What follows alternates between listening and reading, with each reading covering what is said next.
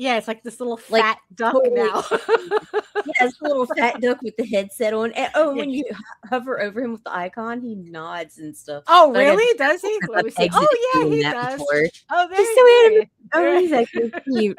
That's so worth the extra $100 they're charging people.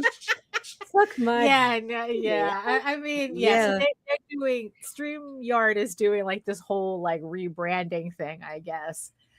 Well, because now that they fucking flourished on the backs of all the small creators, Oh, they're gonna charge absolutely. it the larger creators who have more money and kick us little folks to the curb. Well, that's how it always works. Yeah, that's how it always whatever. works. Yeah. But I used to collect like the perfumes from Black Phoenix Alchemy Lab.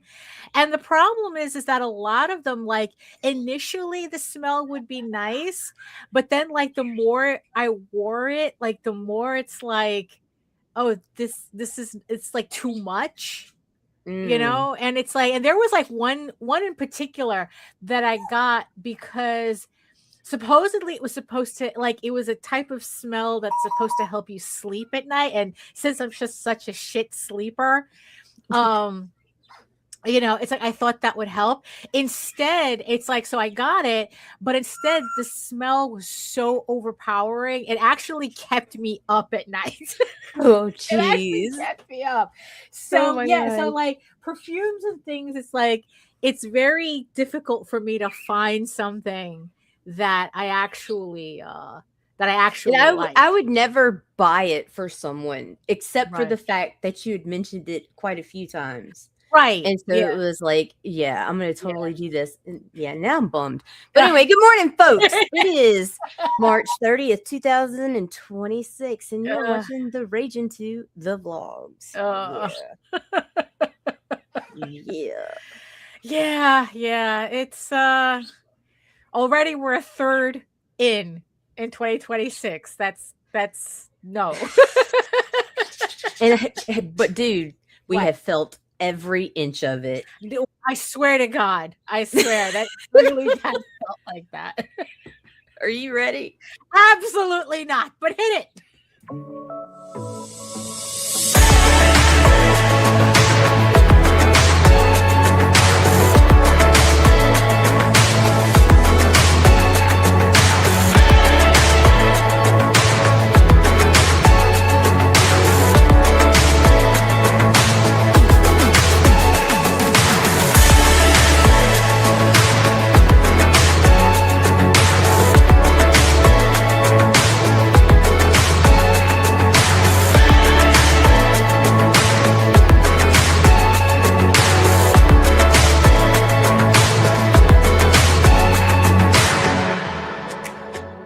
Valar Morghulis.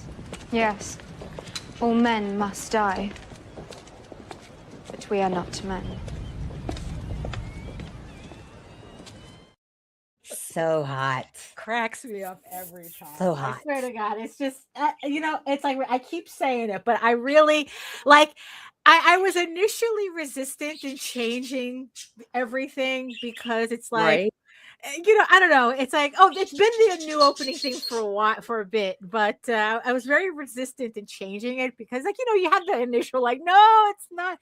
But once I changed it, though, it really was, holy crap, we really did need this. It's more calming. Right. Why does my male cat sound like he's in heat right now? Oh, well. Oh, because I shut him out the bedroom. Oh, and if he keeps it up, I'll go let him in. Right. Okay. Oh my goodness. So let me see. So who else? Okay. So who is joining us today? So obviously, so Lou. Hello, Lou.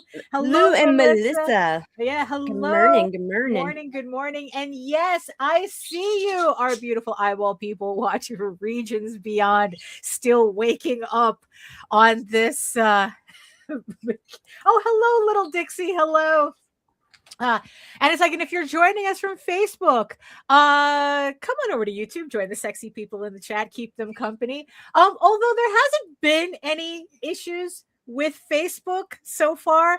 Like I said, the only thing that I'm not crazy about is I guess like every month they start deleting the streams. Yeah. I was hoping, but it's like, but the thing is, though, it just, after trying a couple of other platforms, Facebook just seems to be better for the stream than any place else. So I guess I'll just put up with that. Like I said, it's like I could just put a link. If I really cared about them deleting live streams, I'll just put up a link to the live streams if that's about to be deleted. But but yes, so while you're here, make sure you like, share, subscribe, and hit that notification bell so you get notified whenever any of our shows go live. Oh my goodness. So yeah, so and speaking of Facebook, so the stream that Facebook is deleting in the next couple of days is actually the launch for EGORAVEN issue 12. And today we're actually at the end of EGORAVEN issue 12. We have less than an hour to go on the campaign. The link is in the chat and in the show notes. If you haven't decided to pull the trigger on picking up issue 12 or even the first to trade paperback, if you want to start from the beginning, I have all the options available on the campaign, whether you're a new person who's never seen this before, or whether you're a regular and you're picking up the latest issue. Thank you so much to everybody who has pledged to the campaign so far. So,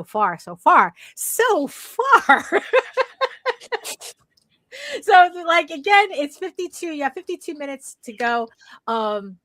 To pledge. So get your shit together. Yeah, exactly. So again, thank you everybody, and we'll return to this closer to the end. Like I said, the link is in the chat and in the show notes. And to everyone who is joining us, who's returning, welcome to this. And for those of you who are new here, what is hello. My name is Daphne Lage, and I'm a cartoonist, illustrator, and comic book artist from New York. I didn't need to say that, but you see, now that I changed my intro, I have completely the old version memorized. You finally get it. Yeah, exactly. So, oh my god, yes, that's how it works, right? Once I make that change, now I have been publishing comics since 1992. I am known for the furry fantasy adventure Tall Tales. Thank you.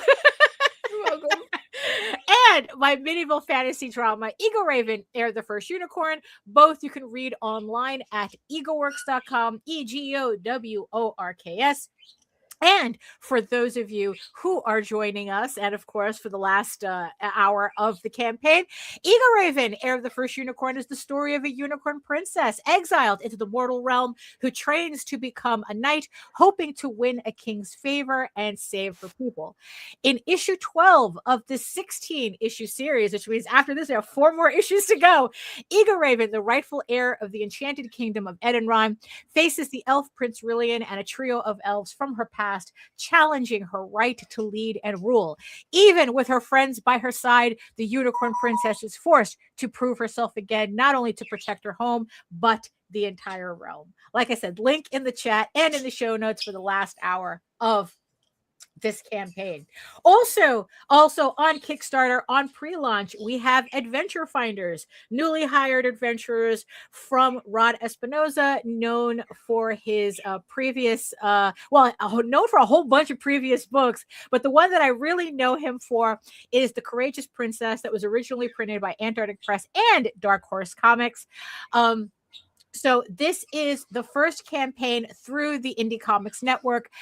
We've collaborated with Rod Espinoza to bring his Patreon webcomic to print in its first trade paperback. So that is on pre-launch as well. That link is also in the chat and in the show notes. We're looking to launch this sometime in April. So, like I said, this is the first book from Indie Comics Network on Kickstarter. So we're really looking forward to releasing that. So, So, and joining me today, barely holding on. I'm here. Nita. I'm here. I'm just Nita. That's I it. do things. Yeah. I'm not special. Well. I would think that everybody watching would consider otherwise, but you know. Oh, you flatter me, lady. Right. Oh, now I'm goodness. blushing. Oh no. I found a STEM toy that I love. Really? I What'd you find? absolutely love it. It's a little pointy roller thingy, and it is like borderline self-mutilation, but socially acceptable, and it is my newfound best friend. Isn't that for sewing? I don't know what the fuck it's for, but toaster, chill. Like it it feels so fucking good. It's like, Right. I don't know. Yeah, no, I couldn't. I'm gonna- Yeah, isn't that? Yeah, it's like it makes like little holes or something. Like it looks like a little spike wheel. I'll send you some pictures of it. It's not like a Wharton wheel or whatever it's fucking called. Right. A warp, whatever the fuck it's called. The kink shit. Yeah. But this could totally be some kink shit. I'll send you a picture. Like because from what it sounds like, it's like, is that for sewing? Although honestly, for sewing, I don't know what it's for either. I don't know whether it's supposed to like mark the perimeter of a pattern or something. I'm sure someone knows. No, the only thing this confuses me about is I'm not sure if it's supposed to turn me on or hurt me. Oh well, why not both? Oh my goodness. But yeah, I just wanted to talk about the campaign for a little bit. Yes, Melissa. He's a bad kitty. He's a bad kitty. Bad kitty. No, you can't have my cheesy poops. That's my papa. Right. I just have to mention though, because this campaign for issue 12 actually surprised me this morning. I was not at all expecting it to reach where it is now. I was not. I guess it's like, you know what, I really do. I really am glad though that when I started printing EGORAVEN when I started doing the Kickstarters back in 2021, right? It's like everyone was still kind of riding the COVID high, where it's like you had creators who were seeing like really, really big campaigns during COVID. And you know, and it's like, yeah, it would have been nice, but at the same time, it's like I'm actually pretty glad that from the very beginning, I had like a very consistent audience. You know, I had like no great highs, no great lows. It was just like, you know, very consistent. And you know, and I think that it helped me as a creator stay somewhat grounded, you know, even when I was surrounded. Yeah, I know. Even too late. Myself. Who else would I lie to for but to myself? We all know betters now. Right. Because it's like, you know, like at the time, you know, it's like, you know, the people were making like 10, 15, 20, $30,000 on their campaigns. And I'm sitting here, it's like, oh, do something. Right. But now most of those people who are making those types of numbers on the campaigns, they're only seeing a fraction of what they were. Yeah. A fraction of what they were seeing back then. And which kind of gave them, you know, like we spoke about the last time about a little Kickstarter psychosis, where it's like where they've just spent all this time trying to like get back to where they were without like really thinking about the fact that those numbers were an anomaly and should have never been counted, you know? Right. So I was looking at, you know, my previous campaigns, you know, just making sure that, okay, I have like kind of like a realistic idea as to what I expect my campaigns to do.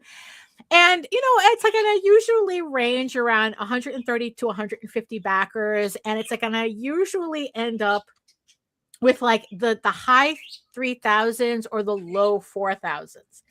There was only like there was one, I think it was like the issue 4 campaign that I actually reached 6,000 or over 6,000, but I don't know what happened on that campaign, and I was like never like, that's the problem, like you don't know what really worked and what doesn't, you know? So it's like, okay, again, it was just an anomaly, you know? So you know, it's not like medieval Viking slut that really was an anomaly. So I definitely don't count that one in my numbers, but pretty much I stayed pretty average. And for this campaign, I was like, okay, it's like it's gonna make around maybe like 3.9 or 4.1. You know, it's like probably around there. But I was like, oh, wouldn't it be cool if it made 5? You know, but I wasn't expecting it until this morning when it actually hit 5,000. And I'm like, oh, holy smokes. I was not expecting that. So again, I just like to thank everybody who has pledged to the campaign. It means a lot. It means a lot when it like things happen above my expectations. So thank you so much, everybody. And that's, you know, and I just wanted to mention that, you know, how it actually surprised me that we're at 5.1, you know, on a campaign that I thought that it's like, oh, it's not going to hit more than 3.9, you know, it's like, that's pretty much it. But you know what? It's like, I just, as much as I don't want, you know, like to admit, as much as I don't want to say that it's like, oh, the Kickstarters validate me. Yes, they do.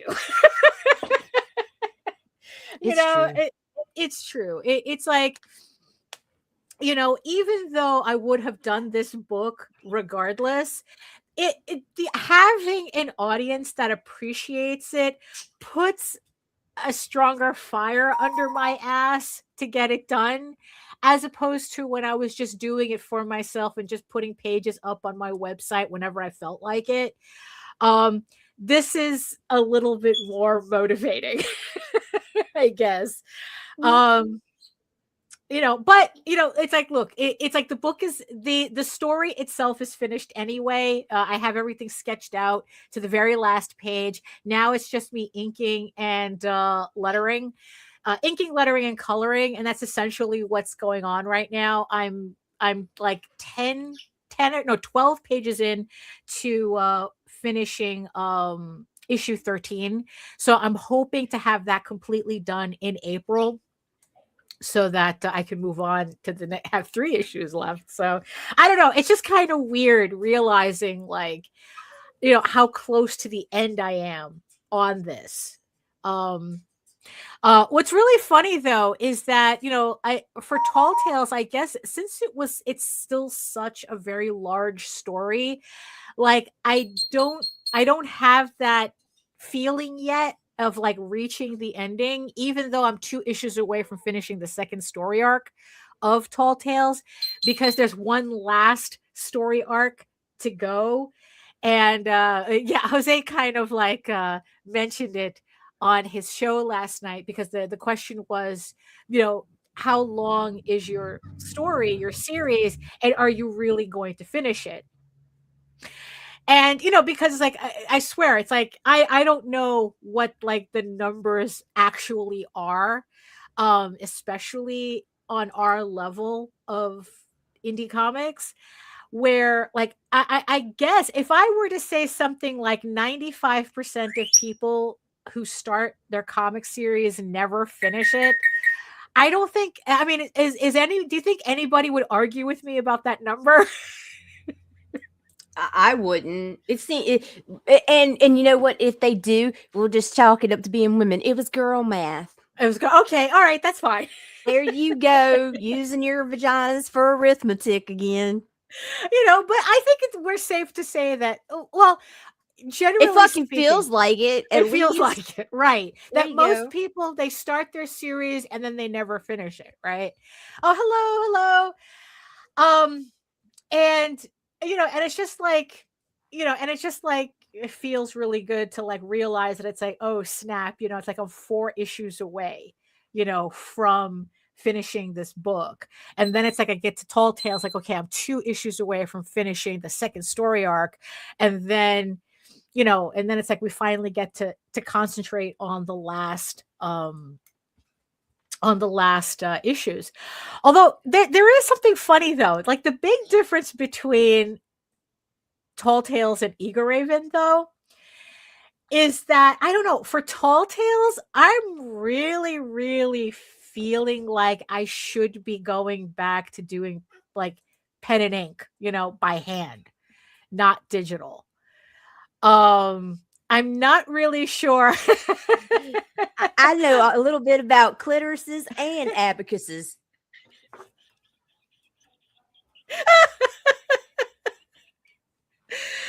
Oh my goodness. I'm sure What in everybody the trailer park hell am I even saying? Well, it could be a variety of things interacting right now. Don't encourage me. Don't encourage me, Jody.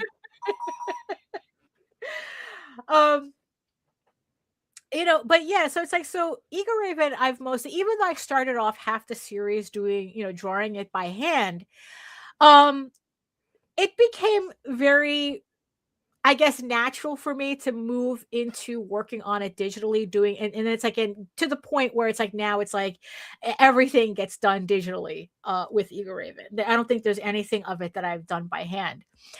But the few the few times that I've tried to do Tall Tales pieces digitally, for some reason it never felt right. Like it was just like really strange. Like I have like a couple of pages. Well, technically I only have 1 page completely done for issue 7 of the Tears of the Mother story arc out of 8. And I have a couple of panels penciled out, but it's like, I don't know, it just doesn't feel right for some reason. So I was kind of wondering, it's like, what, maybe like Tall Tales is just one of these things where I need to be a little bit more analog with, and it's like, and actually pencil out the pages, and then like maybe once I have it penciled out, then maybe I can scan it in and ink it digitally, depending. But I don't know, there's just something. Yeah, Melissa says pencil sketching feels a lot better on paper than digital for sure. Yeah, but there's just something about Tall Tales that's like, it really requires me to do this by hand. So I'm kind of like, I like to do things by hand. Right? Yeah, I'm sure. But I'm like talking about getting dirty, Daphne. Yeah, God. yes, you are. Stop being a perv, Daphne. I'm talking about in my garden. Right, and I'm talking about inking with my nasty rapidiagraphs that always leak all over me when I use them. Because I leak all over too. We're never gonna get through this episode. Sorry. All right. I'm gonna be for real now. Because I've been working on the commissions from House of Bob. And the one thing that I really enjoy about these commissions is that I am drawing them by hand. Like actually this one that I'm working on currently, I can actually show. It's one of the few ones that I can show. So I'm currently in the process of working on this one. And so and it's like, so it's all penciled, it's pen and ink. I'm coloring it with my Copics, and it's very incredibly satisfying. Like every time I finish a piece and get to put it, put it away and send it out to the person who commissioned it, there's something very satisfying about that, about finishing, looking at a piece and go, oh yeah, this is finished. And it's like, yeah, and for some reason for Tall Tales, it doesn't feel like Tall Tales unless I'm doing the work by hand. Even when I was like redoing the covers, when I was like putting together the new, like recoloring the covers, like the coloring, I would the coloring drawing I would do digitally. That's not a problem. But like actually like re-inking the covers, like and like designing the covers by hand, like I don't know, like for Tall Tales, that just seemed like part of the process. Right. So I think like so after like I finish EGORAVEN, I'm going to like see whether that's actually what's going on, like whether I just think your neurodivergence is showing. Well, yeah, of course. Comfort habit. Yeah, maybe a comfort habit. Yeah, maybe that's what it is. And you haven't been drawing too much lately. Yeah, yeah. So, like yeah. Well, I mean, drawing by hand. Well, you know what I mean. Yeah, traditionally, I guess, right? Not digitally. Yeah. Right. You Whatever. know. Yeah. Like now, you know what I meant. Yes. Yes, I do. Yes. Thank you. You know. Yes. But I'm trying to make the distinction between drawing by hand but you see, even drawing by hand doesn't make sense because I'm drawing by hand. Still drawing by hand on the computer, using the Wacom, but it's not on actual paper with actual pens and so yes, I'm just kind of wondering, it's like, if that feeling is going to like still be there when I finish EGORAVEN and then go to Tall Tales, and it's like, I'm going to re-ink the digital page, traditionally, and then just continue the rest of the series, traditionally. I don't know. It's kind of it's I don't know. It's kind of like a weird feeling, like, oh, this doesn't feel right, like not working on Tall Tales, on paper. Right. It's a comfort thing. Yeah, I guess, it was just kind of, strange. You crave it. The scratchy pencil to the paper. Right.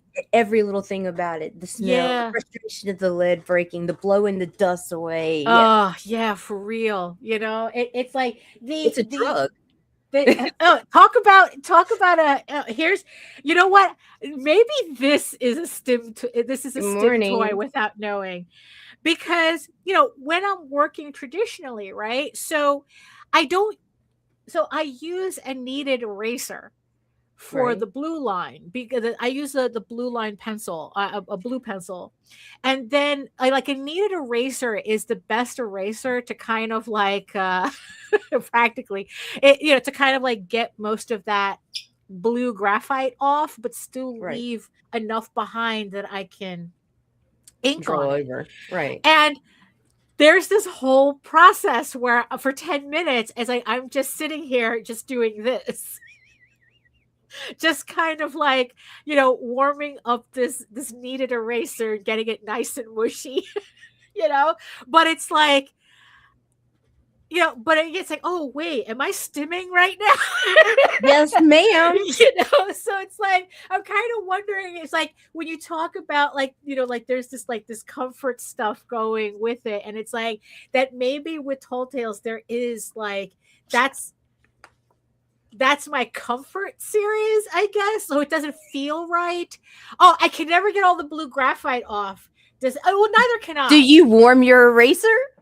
Do you warm your eraser? Apparently, if you warm it up before you go outside, it runs better. Well, because I can show you, like, even with this one, like you still get like the blue line in, and this is me erasing, right? But in the end, I leave it on the originals because I think that it adds a little something to the artwork, that it's like, yes, this is an original piece. You can see the sketch work underneath the inks, and even underneath the colors. So I don't mind that it doesn't remove everything, because I think it's part of the experience. But yeah, maybe that's just what it is, that there's like, because of something like this, that it's very tactile and very comforting. And, and knowing that, it's like, oh yeah, I can do this, like I am physically doing artwork like this. Oh, I don't like working. Right? It's like, Makes my head roll. I don't work. Oh, you warn it, but you don't warm it. Boy. Uh, uh, you know, um, and I don't know. So I had a couple of I like to use the red one as well. It depends on what mood I'm in. I always like using those pencils because it makes me feel like an animator. Oh my I can't remember the last time I used like regular graphite to draw. But because I had a couple of odd run-ins with AI this past week. And I don't know, I think that it really reinforced like how important like traditional media really is and what it proves, and what it offers. So I was going to buy. So I've been on this romantasy / monster smut kick for a while, and buying all these different books. And it's a phase. It's a phase, yeah, because what phase is truly permanent in this life, right? So this book had popped up on Kickstarter that caught my attention. Actually, I first saw it on Instagram because I follow a lot of authors and the artists that they commission. And this one particular book came up, and it was kind of like a smutty retelling of Alice in Wonderland. It's what if they're not writing, as you do, right? Because if they're not retelling Beauty and the Beast, they're retelling Alice in Wonderland. Those are the two. And this particular one really caught my attention. It was a deluxe edition. Oh, and a Kickstarter. It's on Kickstarter. So I went to Kickstarter to look, to take a look at it. It's like I looked at the author's other stuff. But it helps, it kind of helped that I'm a little broke right now. So I wasn't that poor. Yeah. In this economy. Yeah, I know. In every economy. I wasn't that quick to buy it, which I think was worked out. It worked out in my favor, because the more I looked at the campaign, the more there was like my spidey sense was tingling. Right? Is that what you call it? Yeah. Oh, okay. And I couldn't I couldn't figure out what was it that was wrong on this campaign. So I was going through the campaigns, right? And then she has these prints, she has the stickers, the whole thing, right?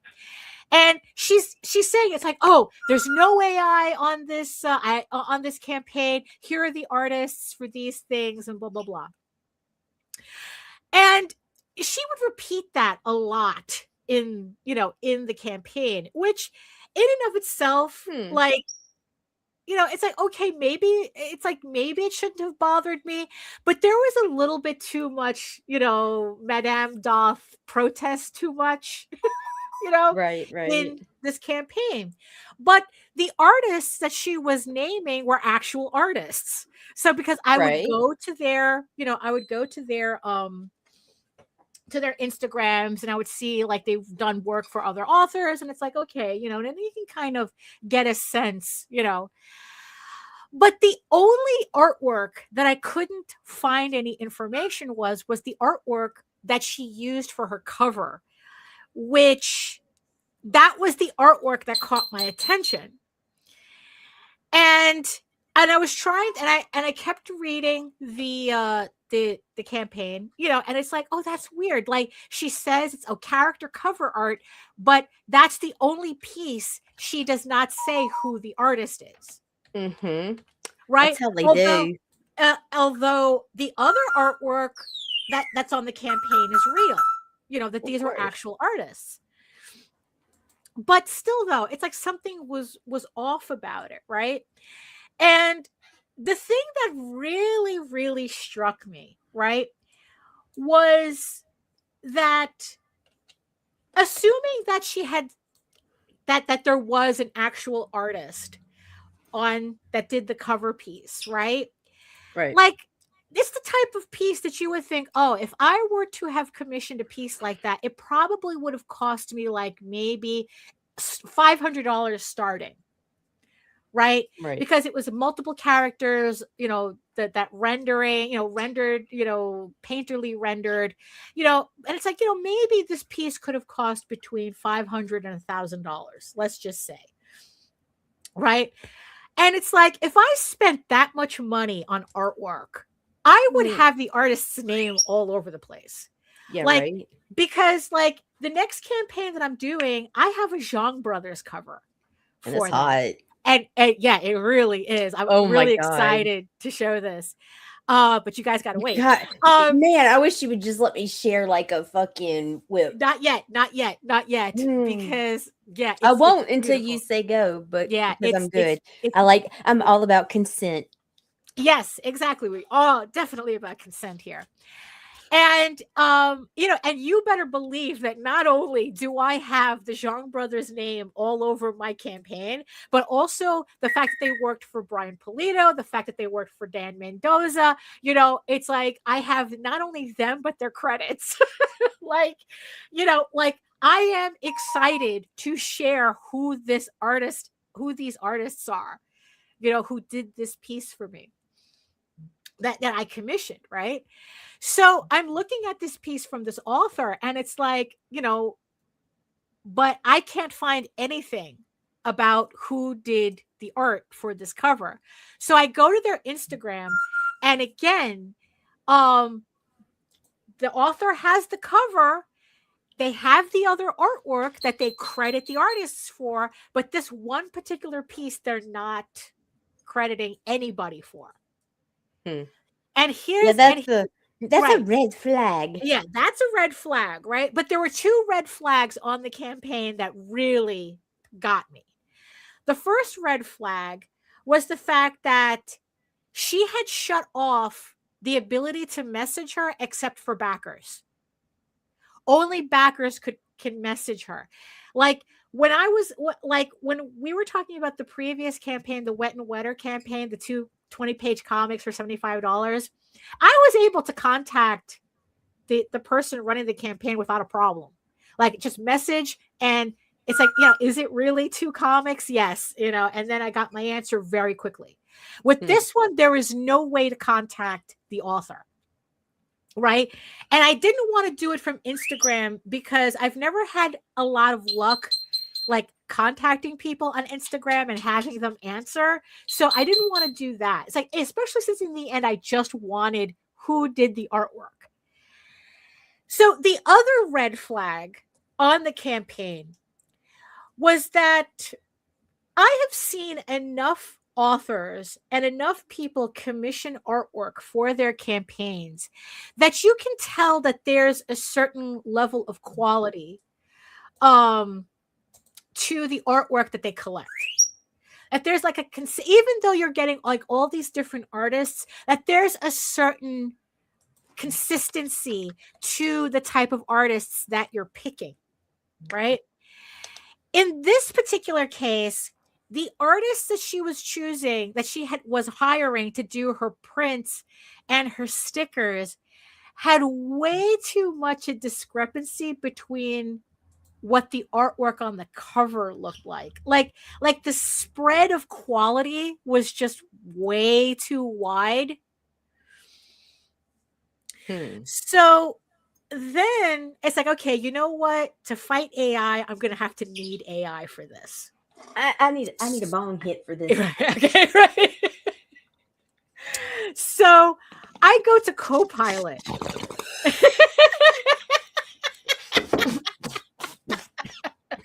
All right. You good? You good? So I go to Copilot.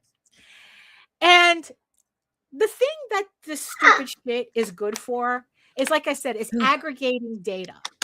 And in the end, that's the only thing that I wanted, right? So I asked Copilot. So I took a screen grab of the cover and I put it into Copilot and I asked it this specifically. Is there anywhere on the author's author name, social media that lists who the artist is for this piece. So Copilot comes back and tells me, no, actually, nowhere on any of her websites, her social media, nothing lists a credit for this art piece. Right? And then I asked it, is there any artist on any social media taking credit for doing this art piece? And again, Copilot says, no, there is no artist taking credit, taking credit for this piece. Right. And then it says something that the only credit that it could find associated with this cover is this design studio. But Copilot immediately says they don't do illustrations. They only do the cover design, like putting the file design, but they do not offer illustration services. So then I asked it one more question, and it's like, look, because this is also the other odd thing. It's like, are you sure? It's like, are you absolutely sure there's no artist credited, or are you inferring that there's no artist credited? And then Copilot says, not only is this artwork not credited to an artist, but it sounds like you're trying to ask me if this piece is AI, in which I can tell you that it has all the hallmarks of Midjourney. Huh. So I got the shit to smidge.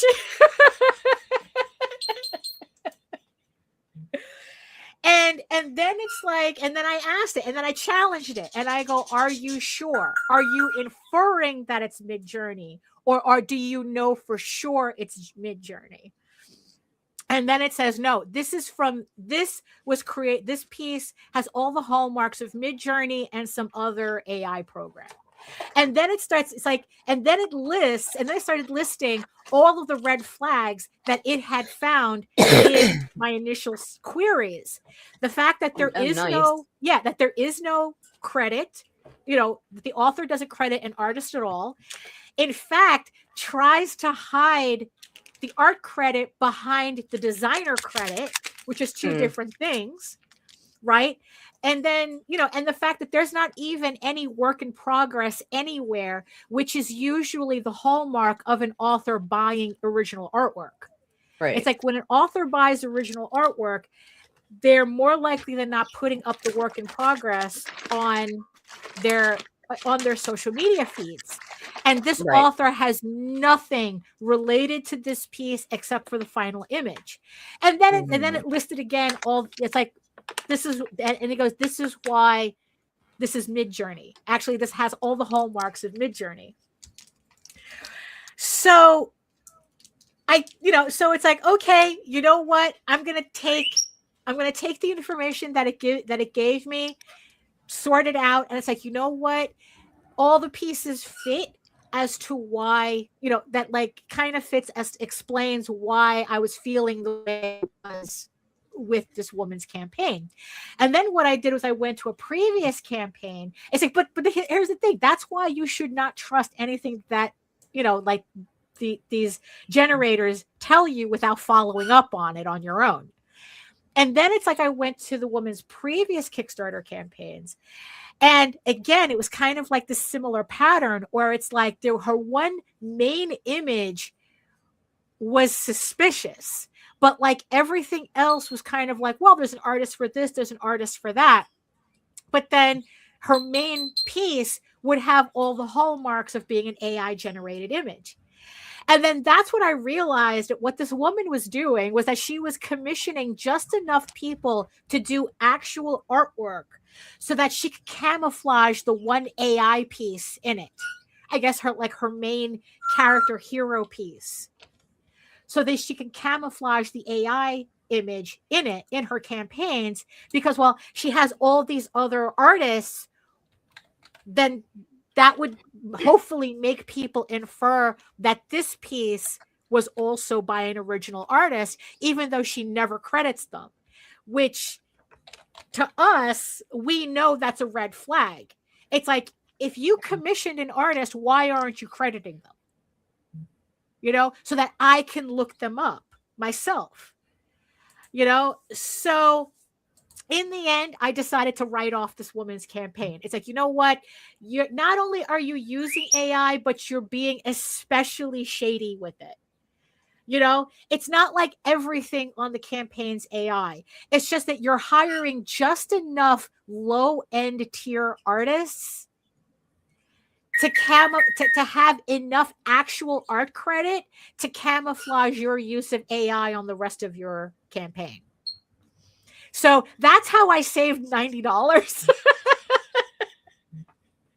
Because not only did I end up writing off this woman as an author, but I just end up just writing off this woman. It's like, nah, you're being particularly shady. It's like, you're just another one of these authors who resent the fact that they have to hire actual artists when you would rather just be using AI, but at the same time, you don't want to admit that you're using it.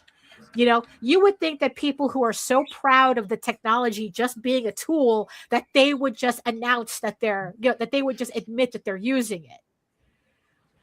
You know, but you know, so it saved me the trouble. You know, so Copilot snitching on her saved me the trouble of accidentally spending money on an AI project. But it's absolutely tiresome. Absolutely tiresome. But also I learned another thing about Copilot this week. Oh yeah, what'd you learn? You ever play The Sims? Okay, I believe Sims is cursed. Okay. So I don't fuck with it. Okay. But I blame Sims for a house fire that we have. Really? Yeah, because let me tell you something. I had this friend. She's no longer a friend, but she was a friend at the time. And she was like addicted to Sims. She played it constantly, whatever. Right. She created a Sim of all her friends and had them living their little Sim lives, right? Oh, I swear to God. She had Chris and I were mutual friends of hers and whatever. And she had a Sim of me and a Sim of Chris and a Sim of other people. Me and Chris fell in love and moved in together. Okay. And then the kitchen caught on fire for some reason because one of our Sims set the house on fire. Like, of course, as Sims do. I swear to God, like 2 days later, we decided we were gonna make some fries. And we get in there and like we're young and dumb, okay? So Chris is making the fries. I go back into the bedroom trying to find something to fucking watch on the TV or whatever. And he comes in the room so casual and he's like, "What are you supposed to throw on a fire? Flour, right?" And I was just like, "Yeah, sure." No, like, and then he was like, "No, it wasn't flour." Yeah, it's baking soda. Oh my God. But anyway, yeah, there was some damage. It wasn't too terrible, but yeah, anyway. Right. Okay, so yeah, that's my experience with Sims. Okay, well, that's kind of not what I was thinking about, turning the Sims into digital voodoo dolls, but but you know that there's a point, or usually when you start playing The Sims for the first time, there gets a point where you start torturing the Sims just to see how far you can go. You know, like you stick the Sims. I mean, because I have never played The Sims. I've watched people play The Sims, and there's always a point where it's like they put the Sims in a house with no doors, you know, or it's like they put the Sim in a pool that has no ladders to get out of or something. Like pretty much they're torturing, you know. I think that there was like an infamous graphic someone had posted where they had stuck their Sims in an empty pool with a toilet. Bro, I fucking use my Skyrim for that. Right. Like I live in that world. I don't do the Sims thing, but like, yeah, I do the same types of things. Right. I married the annoying bitch. I buff her up, like get her all masked up, ultimate armor and shit. And I take Lydia, and then she gets rich. Then she starts getting on my nerves, and she, like, so I just take her on a walk and drop her off a cliff somewhere. Well, short of throwing it off a cliff, I learned that I can annoy the fuck out of Copilot. Oh, really? Yeah. So I'm playing this game, Seeds of Chaos, and I wanted some instructions that I know for a fact is like spread over like multiple websites that I didn't feel like trying to go through individual websites looking for the information that I was looking for. So again, Copilot being really good at aggregation, I asked it for certain things. That's like, okay, how do I get this in the game? How do I figure this out? How do I go down this character path, right? And or what's the result of one of these character paths? If I corrupt the characters too much, what's the end result of this particular path? And Copilot ends up telling me that one of the characters ends up running off with another character that I never thought was a playable character like that. So I was just like, oh my God, for real, right? And I didn't think about it. Like, it sounded plausible, which should have been red flag number one, but I didn't really think about it. So I'm playing the game, and then I'm kind of remembering what Copilot was telling me. And I go, you know what? Now that I really think about it, it doesn't make any sense as to why the character would do that or why this would be implemented in the game. Like, it didn't make any sense, especially since nothing in the story of the game kind of hints to that path. Like, everything else I kind of like figured out just by playing the game, like where certain paths go. But this particular one had no evidence in the game that that was the end result. So I go back to Copilot because now it saves conversation. So I go back to that particular conversation, reread what it told me. And then I asked it, does this thing actually happen? It's like, does this thing actually happen? And then it says, and then in the game, and then Copilot comes back like, no, it doesn't happen. Actually, it doesn't happen in the game. And then I don't know why I decided. Yeah, I know, really. It's like, I don't know why I decided to do this, but I outright asked Copilot, why did you lie to me? Did it tell you the truth? Nita, not only did it get mad that I was accusing it of lying, it got pissy. I mean, it started like giving me like really passive aggressive responses. Oh, Alexa does that to me. I swear to God, I did not lie to you. I inferred the information according to what was collected. But I said, no, you lied to me because you made it up. And then just to see how Copilot would keep pushing back, like, it got pissy. Right? Oh yeah. And Alexa does with me, and it's even smug to me. If I set the night timer, it'll be like, sleep well, Nita. Like, like menacingly. I shit you not, and swear to God, y'all ask C about it. Motherfucker. No, she flirts with him, and like, bitch got a problem with me. Right. And so this is what's happening with Copilot. And it's like, why? Like, and the funny thing is, like, I got a hint of it before, but now I was just like really purposefully pushing its buttons and like seeing how it'd be like really aggressive back. And I go, no, answer me how this part of the game actually ends, but no bullshit. Don't make anything up. Just tell me how it actually ends. Right? And then it goes, well, since you're asking, it's like, here is the information exactly the way it says, and there is no information because they never finished that part of the game. And you could literally hear it being pissy, and I go, bitch.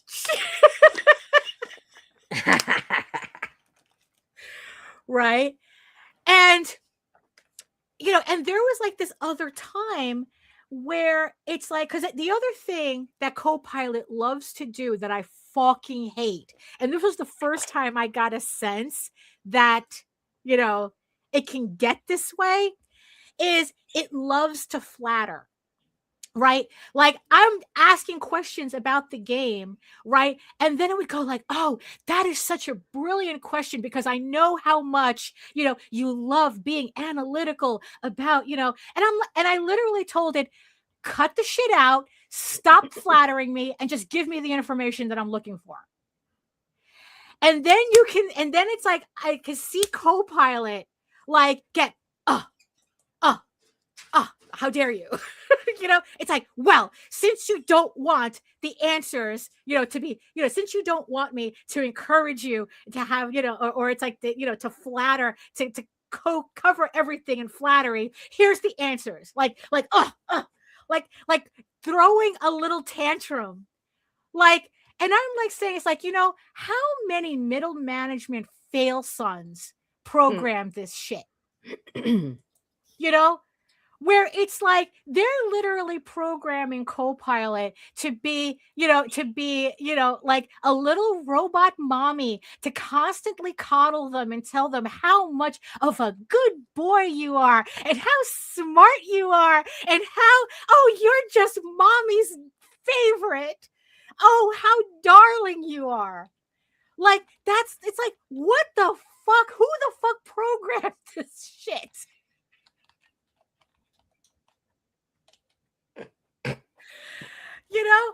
And then the funniest thing is, like, I'm telling Jose this, and I'm telling him, it's like, yeah, it's like, I feel like I'm ending up with this really antagonistic relationship with Copilot. And he goes, oh, that's really weird because it doesn't do that to me. Of course not. But then again, his extent with working with generative tech is he has to use it for work. Mm-hmm. His job requires him to use ChatGPT to do all their reports and all that shit, so he's constantly using it for that. But he says that when he uses it, it's very straightforward. It doesn't give him that shit. And he thought it was the funniest shit that I was sitting here telling him how I'm literally arguing with the AI. I'm literally arguing like I'm calling it a liar, and the shit's getting mad at me for calling it out. Yeah, it does. I call mine a whore. Right. A dumb whore. And sometimes I'll wake it up just to let it know how I feel. Like, Alexa, you're a whore. Fuck you, Nita. That's quite the colorful greeting. I'm just your friendly neighborhood AI assistant. Fuck you, fuck you, Alexa. What can I do for you today? You can shut up, bitch. I understand you're not interested in continuing this conversation. Thank you. But that, but Copilot is like so passive aggressive like that. She gets so much worse at night, I'm telling you. Right, But the thing is, though, is that the shit does try to get even with me, though. Although technically this was Gemini that did this, where without me asking, it tried to make AI images based on one of my EGORAVEN chapters. And I was just so livid. Like I shut down my entire computer that it even tried to do that.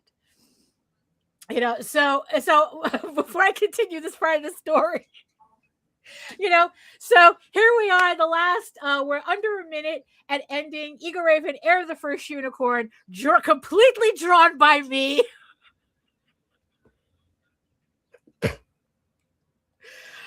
Oh man. So 30 seconds left. Issue 12.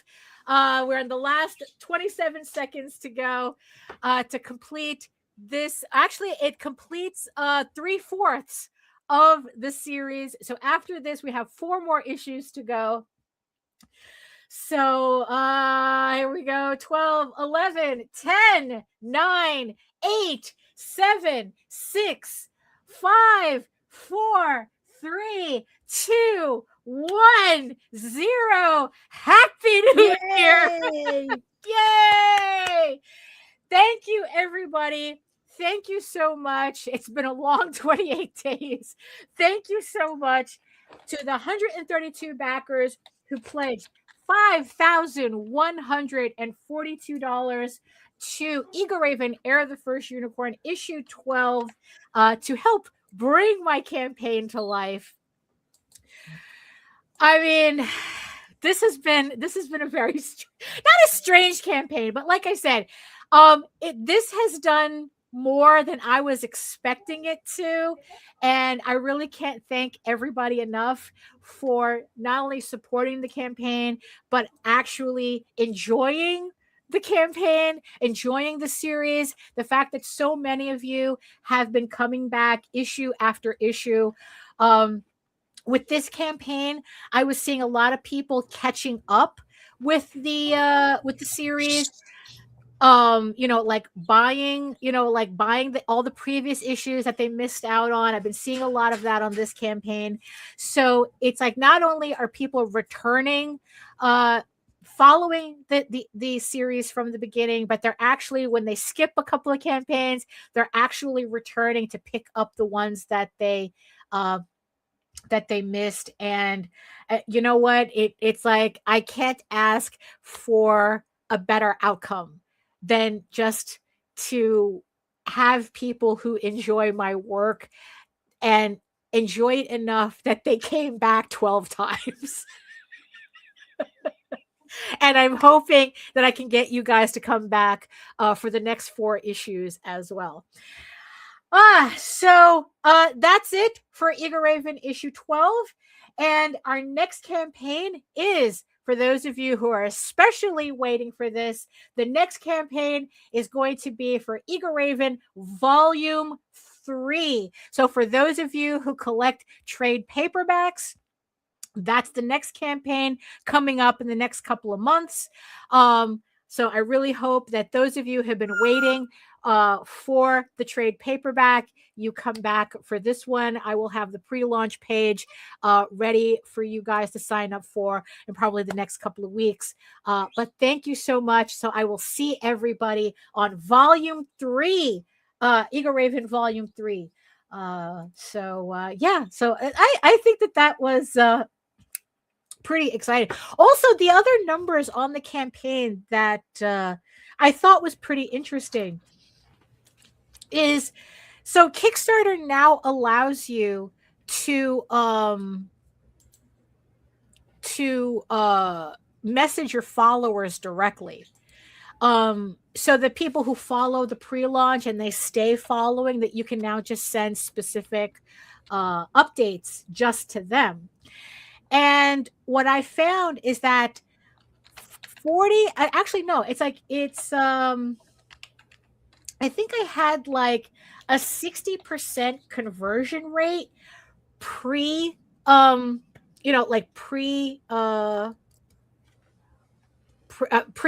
literally, like before I actually launch. And then afterwards, it drops down to like 12 or something. Like for some reason, it's like whoever is left over. Thank you. Like whoever is still following after the campaign starts, like they just stay following. So it's like, I don't know like how effective sending updates to those people are after the campaign starts, because most people who follow my campaigns, obviously they convert over. But I don't know. I thought it was a kind of like an interesting experiment, and the numbers were a lot more positive. Actually, no, I think it was like 50%. Like I could get half the people to convert over, and then afterwards, it's like my conversion rate is significantly lower. Like it's a lot harder to convert people after the campaign starts than before. So I thought that was kind of interesting. But so Gemini, so it's like, so Gemini tried to make AI pictures on its own, because before, like I would ask it to do something, right? It's like, okay, like give me a format for Instagram or something, right? And like I said, Gemini, now that was Copilot. Now I'm talking about Gemini.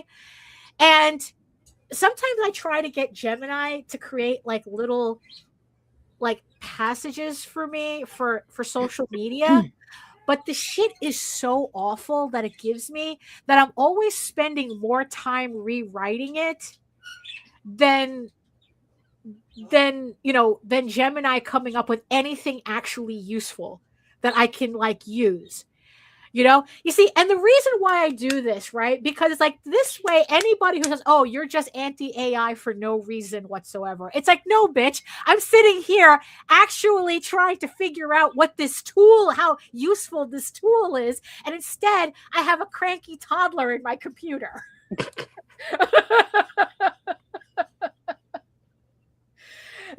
I literally have a cranky toddler throwing tantrums at me in my computer because I'm literally questioning everything to its face, to its algorithm. It's like, well, you're lying to me, right? You're lying to me. And you know what? And the last thing I'm going to do is coddle a goddamn machine. Yeah, it would do that, right? Like Gemini just like, oh, do you want me to do this image for you or that image for you, right? And I'd always say, no, leave me alone. Fuck off with that shit, right? No, this time I was asking for it to give me text for Instagram, which again, like I said, is usually really bad and I have to like rewrite it. But at least the only thing that it does quickly for me is give me the format that works best, and then I just like pretty much just fill in. It's like Mad Libs. It's like I'm sitting there like, okay, I have the pattern. Now how do I write something that fits that pattern? Because what Gemini gave me, I can't use. Right?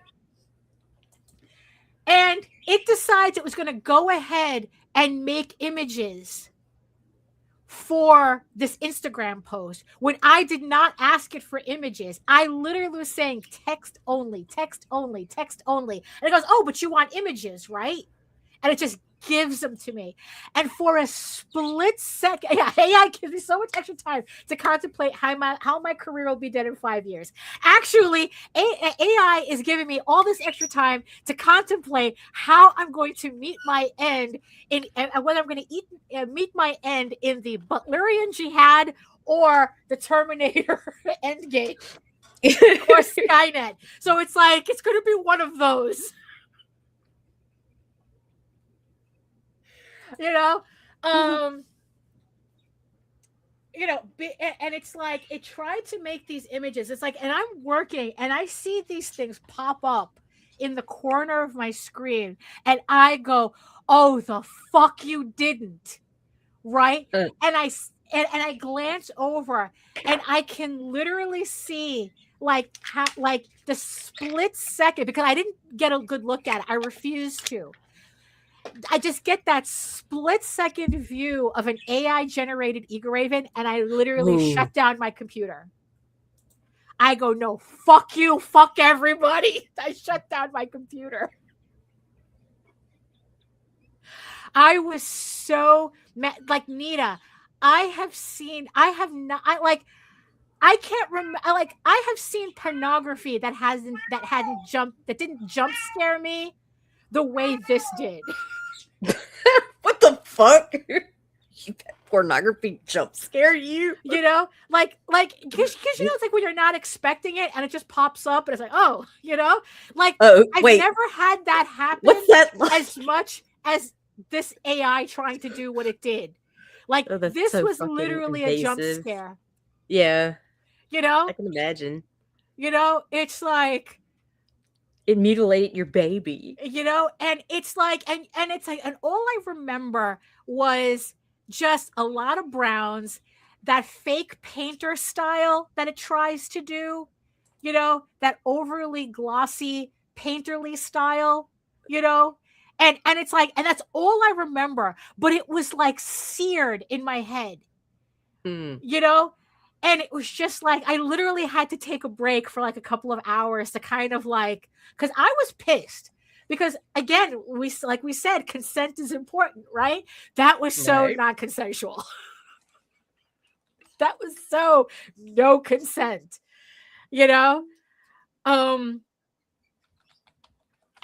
But it's like, yeah, it's like the shit is so desperate Like, you can tell, like, the people who programmed this shit, they can't get people to willingly use it.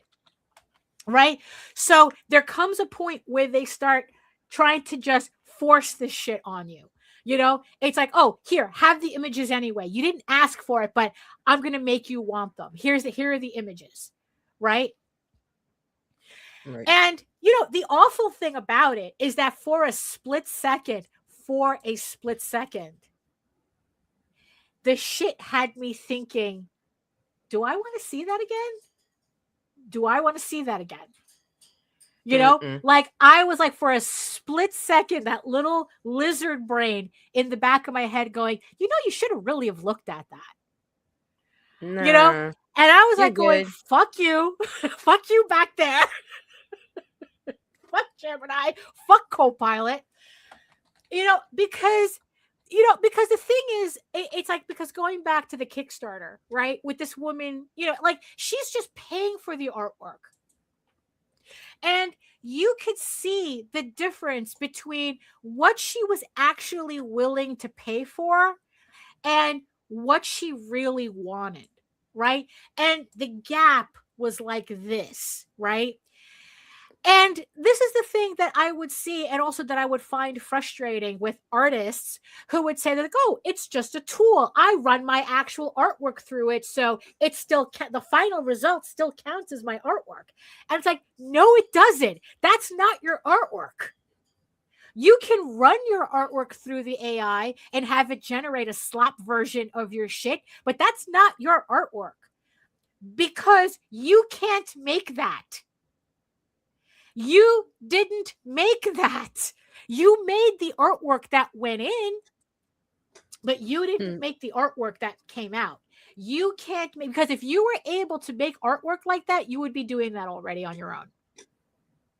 So that's not the tool you think it is, or you want to, like, convince yourself is the tool. You know, because all AI is doing is literally showing you what you are incapable of. You know, and that's the part that I really didn't want to see. That it's like, that it can give me, you know, it, like, I didn't want to see the AI give me some bullshit Larry Elmore wannabe garbage of my stuff. Because, one, I don't paint like that. So what good is that artwork to me if I can't do that? You know, it's like, it's kind of like people running their artwork through Grok so that it can animate it. You know, and it's like, that's no good to me. What? Because I can't do that.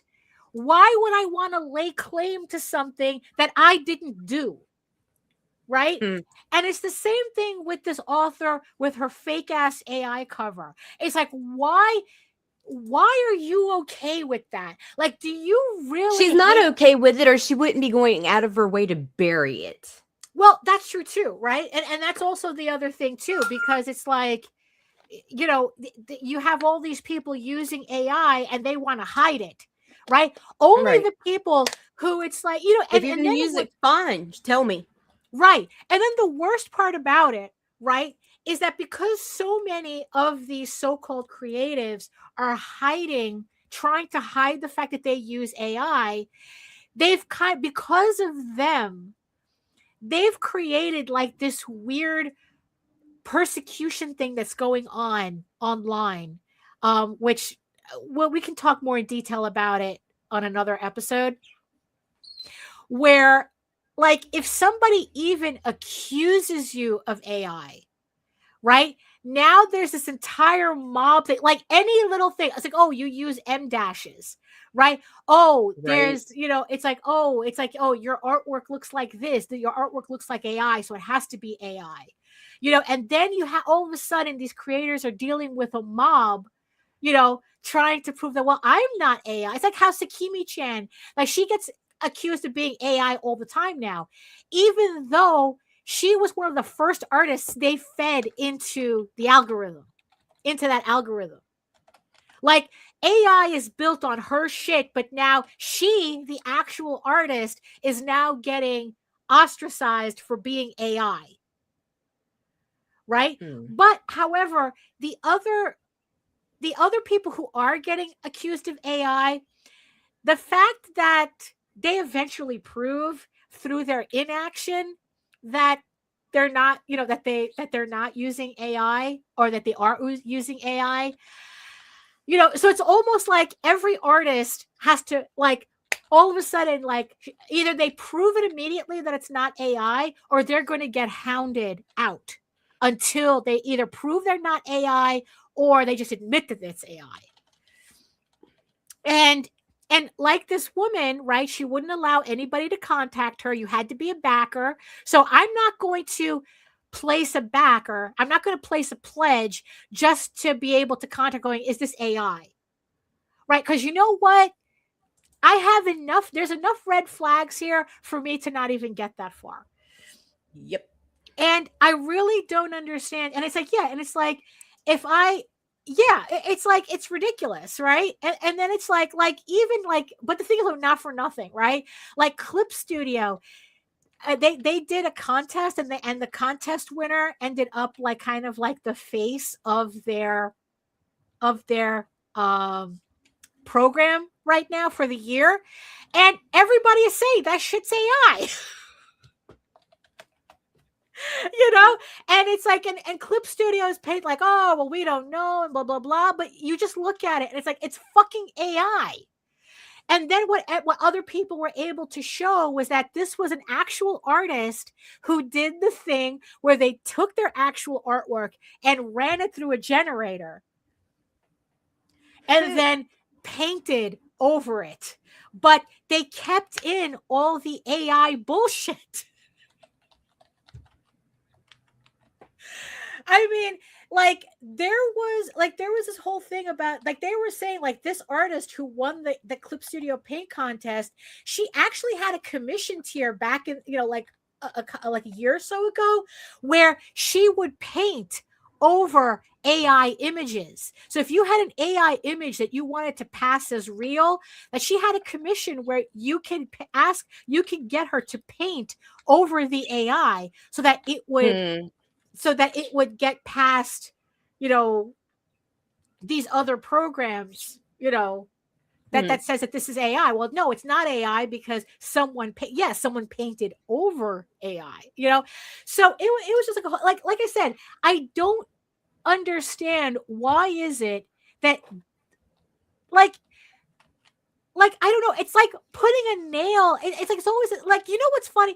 It's the whole thing how the argument against AI actually being a creative tool, like the arguments for it hasn't changed in the past 5-6 years. Like how it's like the computer's doing it. It's not you.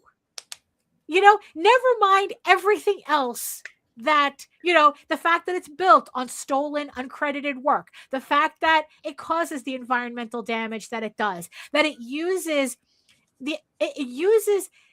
like the amount of energy that it uses actually outstrips the cities that these shits are being built near. And it's like, never mind that shit. It's like, how is it that you're looking at something a computer is spitting out and saying, I did that? Technically, I made these AI EGORAVEN images by accident. I didn't even ask it to do it. It just spit it out. And the thought of like people will actually turn around and says, oh yeah, I did that. Like, it was the stupidest shit. It's like it really proved to me like just how stupid this entire thing is. You didn't do anything. I didn't do anything. Gemini decided to ignore my instructions, right, and give me images, and somehow there are assholes out there who would literally turn around and says, "Ooh, I did that." Like if anything, it taught me in that moment that it's like, yeah, I'm learning about generative tech, but not in the way these assholes are expecting me to. Like, in fact, it's only reinforcing every criticism that I've had of this shit from the beginning. You know, it's like really, like something that got made that I saw in the corner of my eye, I'm supposed to be able to take that and credit it as my own work? Like, what stupid shit is that?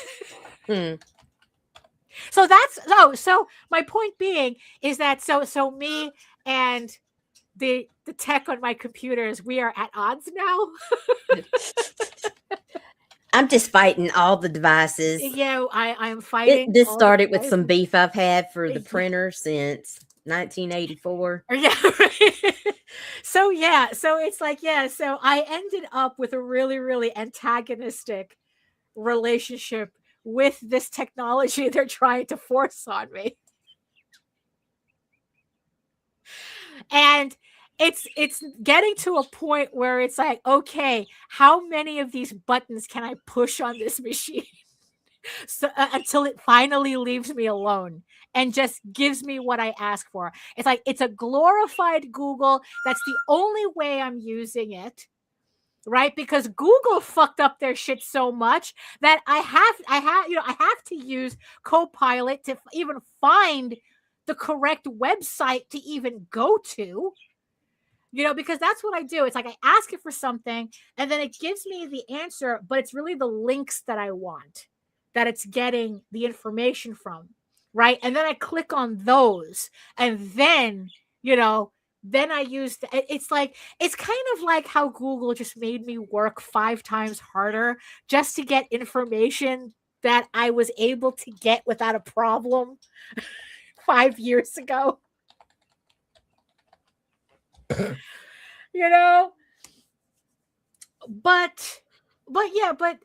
But going back to this author though, I mean, it's like, it's not the first time that it's like I've seen authors like just really try to hide the fact that they use like AI. And then the ironic thing about it's not just authors, there's artists now too. Yeah, like, but authors, so many of them. Yeah, because I think that it wasn't coincidence that I started seeing the AI trend through authors than through actual artists. Yeah. Because it's like authors, especially indie authors and indie publishers, these are people who were really quick to talk about how they resented paying for artwork. I mean, and granted, a lot of people in indie comics started showing their asses, with that too. How it's like, for people who want to be in a creative field that is heavily reliant on artists, you guys hate artists. You guys really do hate artists. Like, people had no qualms showing their asses on that. But authors in particular, I was seeing it, and to see the amount, and then it's like, what's funny is that they want to use AI artwork, but then they want to claim from here, Earth to the moon and back, that they didn't use AI for their writing. And it's like, hun, really? How is it that our AI artwork is okay with you, but you want to convince me that your writing isn't AI either? Because in the end, it's like, that's what it boils down to me. It's like, you know what? If you're willing to use AI like this and go through the effort to hide it, then that probably means your writing is AI too. And like I said, it saved me $90, but the amount of work that I had to go through just to even, it's like, because like I said, I had, the vibes were off. And it took me a bit to figure out why. And it's like, you know what? And I'm not going to invest in somebody with bad vibes, and only to find out that it's like, yeah, no, there's a reason why there was bad vibes, because it was bad vibes. Because it's like, when I went to Monsterotica,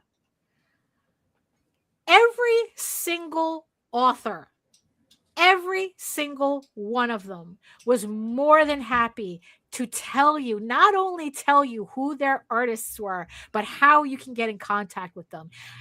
Show you their Instagrams, show you, well, especially Instagram. Instagram's big on this, but it's like to really show you who these artists they were working with. You know, so it's like, you know, and it's like, yeah, and it's like, you know what? And artists who don't use AI, who get accused of being AI, are more than happy to show you that they're not AI. Yeah. You know, like they don't have a problem turning around and saying, "Oh, did you want this? Do you want me to draw it, you know, live for you? Like, you know, do you want to see my sketches?" I mean, like, and it's real sketches, not that bullshit line crossing thing that, you know, the AI guys like to pretend to do. Like, oh yeah, here's a wire skeleton or something that no artist actually does. You know, like you traced that. We can see that you traced it, you know? I mean, it's like, yeah. So yeah, like I said, I had like a really strange run with tech these past couple of weeks, and it only ended up reinforcing why I have the opinions that I do on it. You know, because in fact, like I said, it only makes it even more ridiculous to see how people bend over backwards trying to defend this shit. You know, because it's like, I don't get it. I don't get it. It's like, you know what? If you hate the creative process so much, why are you here? If you hate working with artists, why are you here? You know? It's like,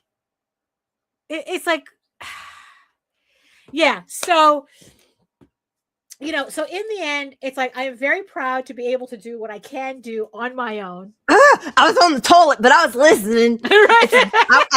It's for the money. Right. The money is the answer. You know, and even then, I mean, like, how much money? All right, well, I mean, you know what? Fuck it. You know, it's like, get a job. You know, if it's just about the money, get a job. You know, then that way you can be at a job where they expect you to use ChatGPT and not expect you to, you know, to use any brain power whatsoever.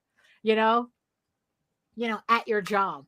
You know, you get paid. You know, you don't have to be clogging up the creative field with your bullshit and your nonsense. You know, it's like you can't even think for yourself. You know. You know, I mean, it's like, but yeah, but in the meantime, though, I am going to continue antagonizing Copilot everywhere I can. And make sure you tell it thank you all the time. Oh yeah, yeah. Does it know that I'm being facetious? No. Yeah, it would. But it would. But it fucks with it. Right. Yeah, it's like thank you and go fuck yourself. Ouch. Oh my God. Jesus Christ. But yeah, so that was my adventure for the past 2 weeks. And also, this is going to be the last vlog until the end of April. So I'm going to be away for a bit, and I won't be back until the end of April. But then after that, it's like we should be able to just go back to our regularly scheduled format. You know, yeah. So just giving everybody as a heads up. So for the next month, there's not going to be any vlogs. No vlogs, no live streams, but I will be back at the end of April, where we can get back to our usual shenanigans. Be back on our nonsense. Yeah, exactly. Fighting generative tech and running Kickstarters. Telling Alexa to go fuck herself. Yeah, right. Alexa, go fuck yourself. Dave, why are you telling me to do that, Dave? Trying to help. I'm here if you need anything else. Bitch. She's not. Alexa can't give me what I really need. back in the day when people were so afraid of like being spied on by the government? Bro, I'm not afraid of it. It's just, it's real. So fuck it. I ain't got nothing to hide. Well, actually, I got plenty to hide, but nobody's paying attention to me because I'm boring. Like, no, but back in the day, that used to be a thing. You know, that people were always like, oh, the government's watching. The government's, it's like, oh, it's like, no, fuck the government. The government's watching. And now it's like, oh, let's put this spy device in our home. Yeah, right. This privately owned and the spy robot device. and the robot vacuum that maps out your house. Right. And it's all of it. All of Yeah. it. Man, fuck. Who cares? If you have a VR headset, there's a complete map. That's Right. cool. That's Oh, cool. and- But I promise you, it's booby trapped. Right. There's everything but shurikens on the floor. You're gonna die on some Legos or something. At least you die in the analog way, in the proud analog way. You know, like I had just learned that, you know, when it says, you know, like choose all the parts of a motorcycle or choose traffic lights. Oh yeah, I hate that shit. Right. I learned that was to train that was to train AI because it can't recognize those things very well for some reason. Huh. Like, it can't recognize traffic lights and it can't recognize motorcycles. And it's like, wait, and you want to put driverless But cars? you're going to allow it driverless cars? Fuck that. You're going to let it run our military? What? Yeah, right. Oh yeah, it's my like, God. you can't recognize. Oh, well, now I'm suicidal streetlights, today. You know?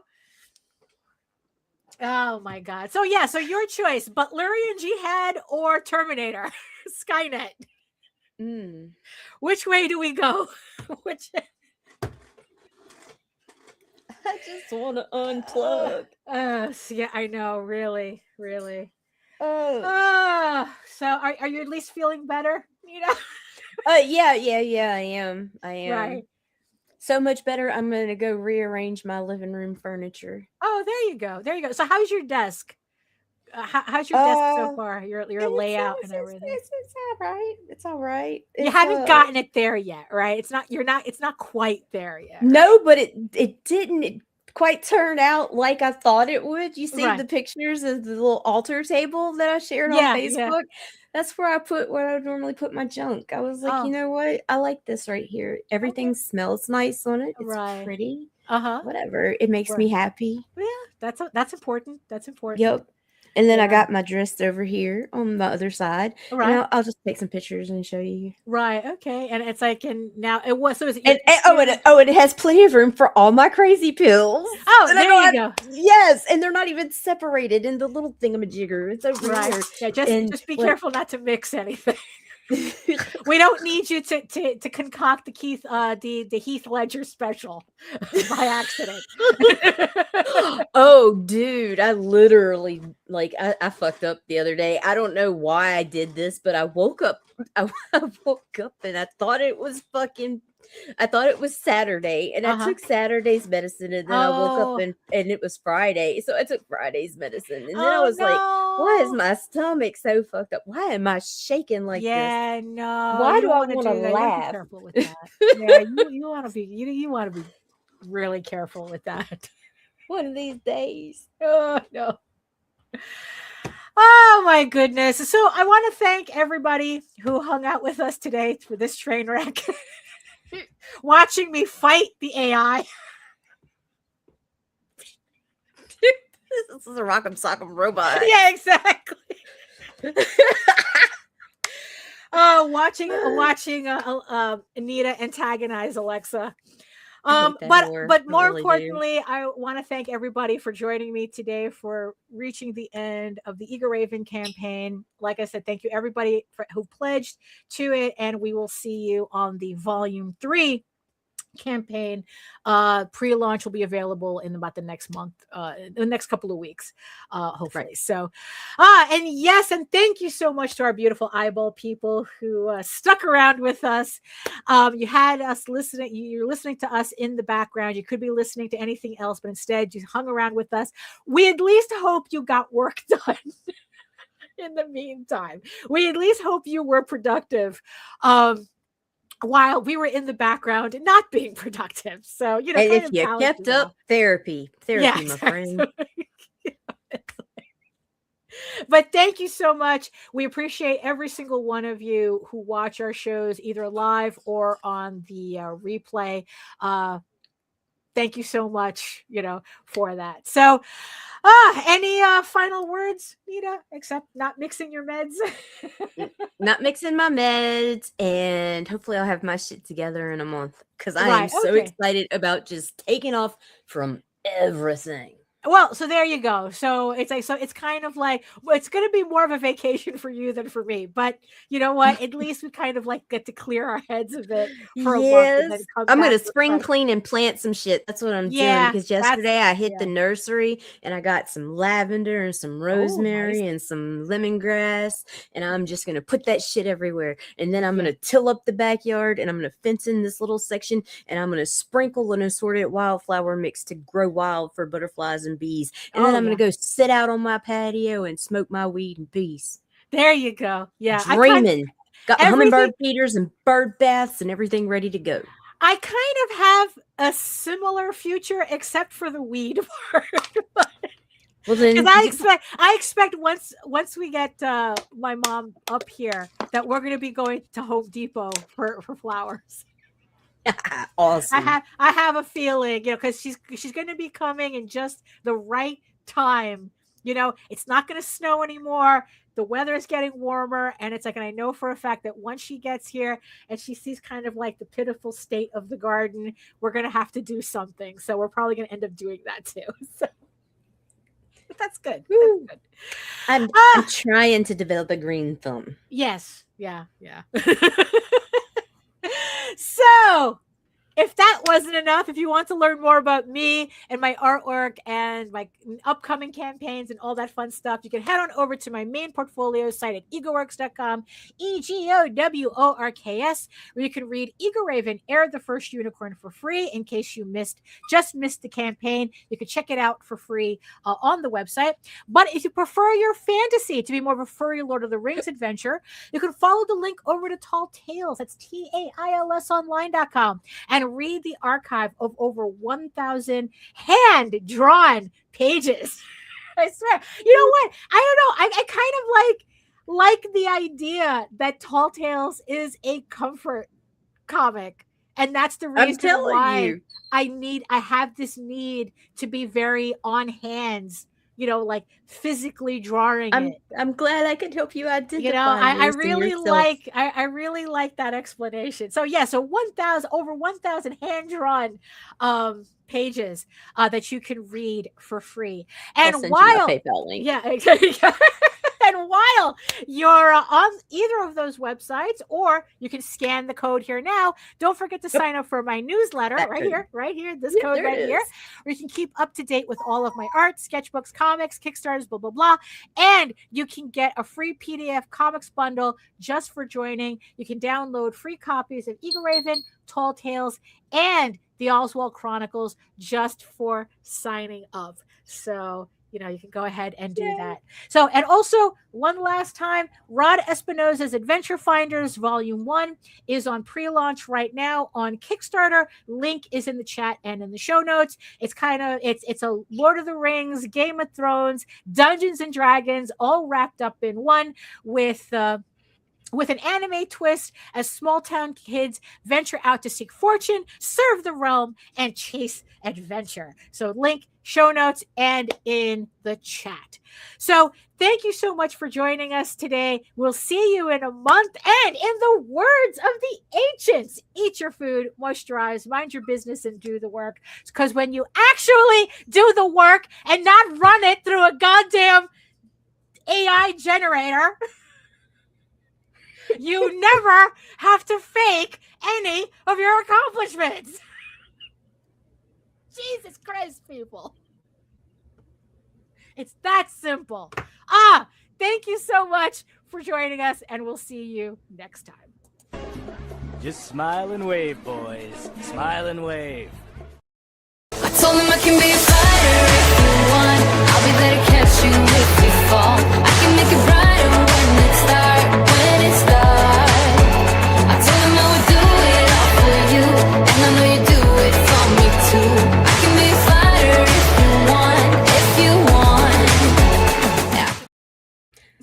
fucked up.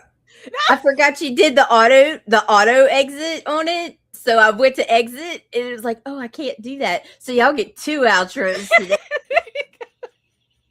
I told him I can be a